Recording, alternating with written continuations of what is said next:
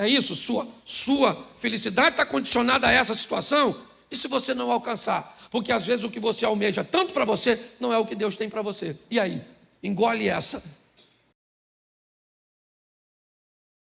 E hoje eu quero mostrar para vocês duas dessas passagens, só para que possamos refletir um pouco sobre elas.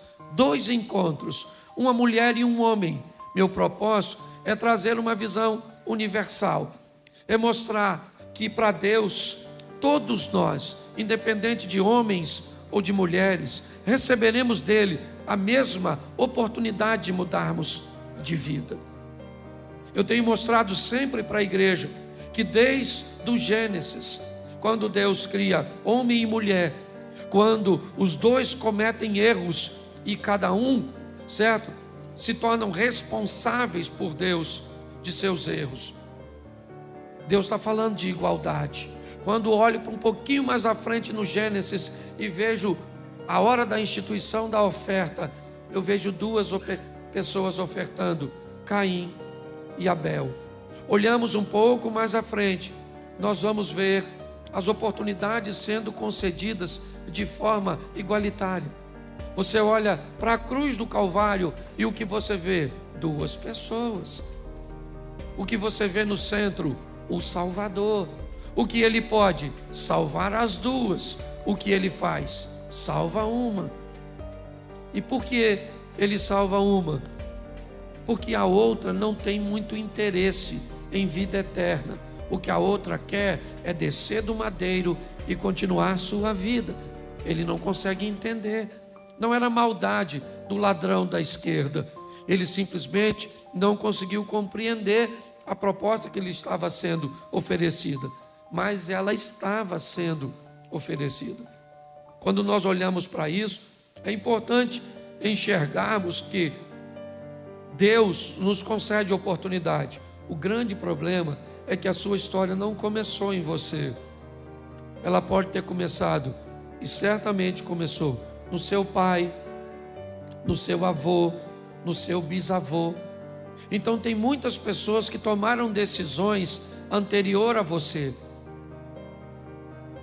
E essas decisões, talvez, elas não foram compatíveis com a pessoa que está do seu lado. Então hoje você pode ver alguém que parece ter mais vantagens do que você na vida.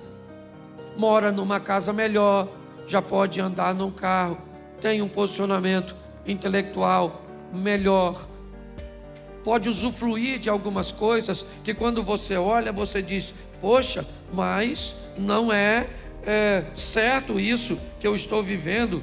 Poxa, hoje eu moro numa comunidade carente, numa palafita, e o fulano pode morar numa Alphaville. Beleza, legal, você tem total razão. Mas vamos buscar um pouco atrás, 2 ou 3 gerações, e vamos descobrir de onde é que os bisavós daquele que estão ali no Alphaville vieram. Às vezes da mesma cidade que veio seu bisavô. Às vezes eram até vizinhos, estudaram na mesma escola. Então é muito importante nós entendermos uma coisa, se você quer caminhar com Deus, é que Ele é justo. É muito importante entendermos que a Bíblia diz que o Deus é amor, amor, amor, amor, amor. Mas, e o que é fogo consumidor, que Ele também é? E o que é justiça, que Ele também é? Será que muitas vezes eu não estou tentando manipular uma informação para que ela me favoreça? Então eu quero te mostrar rapidinho, sabe? Porque hoje eu quero mostrar para você a samaritana, porque o meu assunto hoje é água, é isso. Samaritana e Nicodemos. Duas pessoas que conseguiram o que poucos conseguiram, estar a sós com Jesus. A samaritana consegue estar a sós com ele no poço de Jacó. Nicodemos consegue estar à noite com Jesus, pois vai abordá-lo às escuras, aproveitando uma oportunidade. Você pode ver o único a narrar a história de Nicodemos é João. Provavelmente porque Jesus contou para ele o fato que aconteceu. Sabe quem veio me procurar ontem? João, o Nico. Falei com ele assim, assim, assim, assim e assim. Mas os dois, para nós, quando nós olhamos para a água, o que é água para nós? Algo tão banal. A gente estava passando ali agora com essa chuvada, a pressão do cano aumentou. Tem um cano quebrado ali, certo? Se uma água daquela dali, aquilo que tem ali, vazar naquela quantidade o tempo inteiro, certo? Em alguns lugares do percurso do Egito até Israel, vira uma cidade. Nós não sabemos o que é água. Quando a Bíblia fala de água, para nós é aquilo que sai na nossa torneira. Você está entendendo? Tem uma historinha, se você parar em alguns lugares na caminhada do Egito para Israel e for comprar uma Coca-Cola, ela custa $5. E 1 litro de gasolina pode custar 60 centavos. Estou só usando uma linguagem aqui, ok? E aí tem uma história de um cara que reclamou e disse: amigo, isso é um absurdo. Uma Coca-Cola custar $5 e 1 litro de gasolina 60 centavos. Aí o balconista veio, colocou o litro de gasolina e falou assim: então bebe. Aí você vai descobrir porque o preço daquilo que se pode beber é tão caro. Todas as vezes que a vida vai se estabelecer, a primeira coisa que se descobre é se naquele lugar tem água. Se você não sabe, Jesus ficou 40 dias sem comer, mas teria morrido depois de 3 dias sem água. É isso, sua felicidade está condicionada a essa situação. E se você não alcançar? Porque às vezes o que você almeja tanto para você não é o que Deus tem para você. E aí? Engole essa. Mas sabe o que me encanta? Ele não está olhando para quem você foi, ele está olhando para quem você pode se tornar nele. As pessoas olham para o nosso pai, Jesus olha para o nosso futuro, gente. Vem a dona, eu imagino Jesus olhando para os discípulos. Aquilo é que é evangelista.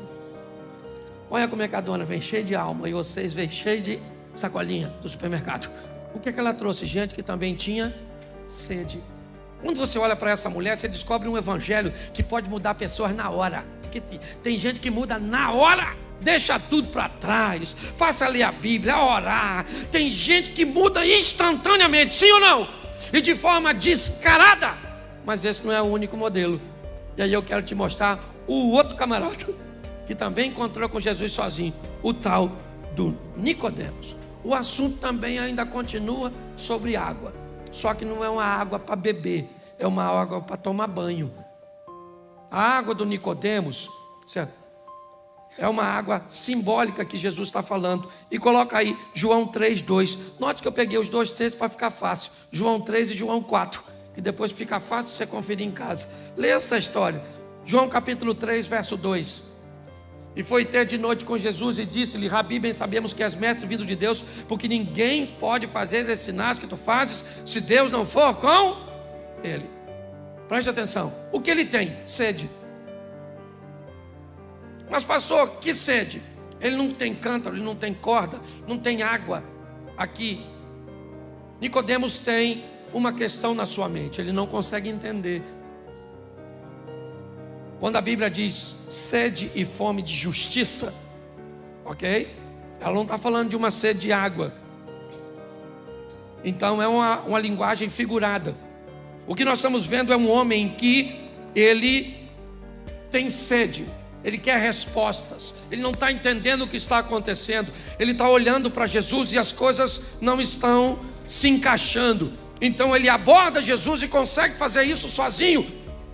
De noite foi ter com Jesus e disse-lhe: Rabi, bem sabemos que és mestre vindo de Deus, porque ninguém pode fazer os sinais que tu fazes se Deus não for com ele. E Jesus disse: Nicodemos, certo? Aquele que não nascer de novo não pode entrar no reino de Deus. Nicodemos diz: mas como pode ser um homem velho nascer de novo? Poderia ele voltar ao ventre de sua mãe para nascer?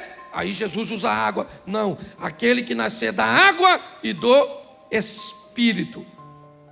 Aquele que nasce da carne é carne, aquele que nasce do espírito é espírito. Preste atenção, porque a água está aqui agora e numa outra posição. Ok?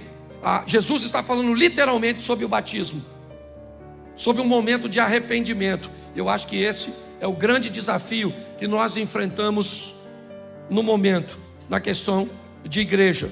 A dificuldade de nos arrependermos. A estrutura é tão comum, é tão normal. O que as pessoas fazem se tornou tão comum que a mente, ela está com dificuldade de ser confrontada. Então hoje as pessoas têm dificuldade de se arrepender. Se arrepender por quê? Por que eu preciso? O simbolismo do batismo, ele me diz assim: eu fiz algo de errado? Fiz. E o que eu preciso? Eu preciso de arrependimento. Quando eu desço as águas, eu declaro que a partir de agora, eu sou um homem, certo? Que me propus a viver uma nova vida em Cristo, com Cristo.